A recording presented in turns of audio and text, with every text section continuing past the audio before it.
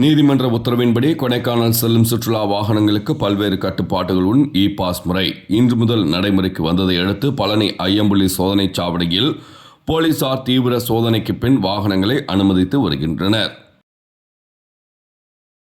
மலை வாசஸ்தலங்களாக உள்ள ஊட்டி, கொடைக்கானலில் இன்று முதல் சுற்றுலா பயணிகளின் வாகனங்கள் கட்டுப்பாடு இன்று முதல் நடைமுறைக்கு வந்தது.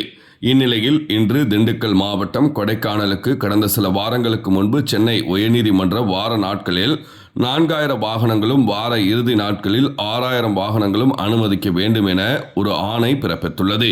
இந்நிலையில் இந்த கட்டுப்பாடானது இன்று முதல் நடைமுறைக்கு வந்தது. இந்நிலையில் கொடைக்கானல் நுழைவாயிலில் பகுதிகளில் உள்ள பழனி வழியாக வரவுள்ள ஐயம்புள்ளி சோதனைச் சாவடி, வத்தலக்குண்டு வழியாக வரவுள்ள காமக்காப்பட்டி காவல்துறை சோதனைச் சாவடி உள்ளிட்ட சோதனைச் சாவடிகளில் இன்று முதல் இ பாஸ் சோதனையானது தீவிரப்படுத்தப்பட உள்ளது. குறிப்பாக வார நாட்களில் 4000 வெளியூர் சுற்றுலா வாகனங்களும் வார இறுதி நாட்களில் 6000 சுற்றுலா வாகனங்களும் அனுமதிக்கப்பட உள்ளன. இதில் இ பாஸ் பதிவு செய்வதில் 4000 மற்றும் 6000 இ பாஸ் பதிவு செய்தவுடன் இணையதளத்தில் மீண்டும் பதிவு செய்யாத வகையில் அந்த இணையதளம் வடிவமைக்கப்பட்டு இருப்பதாகவும், மேலும் பதிவு செய்த நாளில் சுற்றுலா வாகனங்கள் வராமல் உள்ள சூழ்நிலையில் மற்ற சுற்றுலா பயணிகளின் வாகனங்கள் கொடைக்கானல் நகர்ப்பகுதிக்குள் வருவதற்கு வழிவகை செய்யப்படும் என மாவட்ட ஆட்சியர் சரவணன் தகவல் தெரிவித்துள்ளார். இந்த நிலையில் இன்று செவ்வாய்க்கிழமை காலை 9 மணி அளவில் பழனி ஐயம்புள்ளி சோதனைச் சாவடியில் இ பாஸ் பெறாமல் இருந்த வாகனங்கள் நீண்ட வரிசையில் நின்று கொண்டிருந்தது.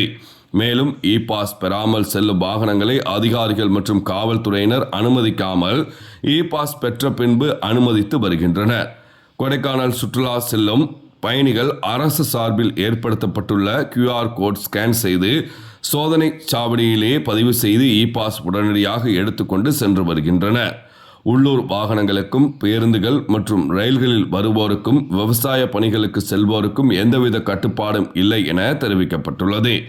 அதேபோல வரக்கூடிய பொதுமக்கள் மற்றும் சுற்றுலா பயணிகள் பிளாஸ்டிக் பொருட்களை தவிர்க்கவும், 1 லிட்டர் 2 லிட்டர் பிளாஸ்டிக் தண்ணீர் பாட்டில்களை தவிர்க்கும் காவல்துறை சோதனைச் சாவடி அருகே பிளாஸ்டிக்கை சோதனைகள் நடைபெறும் என மாவட்ட ஆட்சியர் தெரிவித்துள்ளதும் குறிப்பிடத்தக்கது.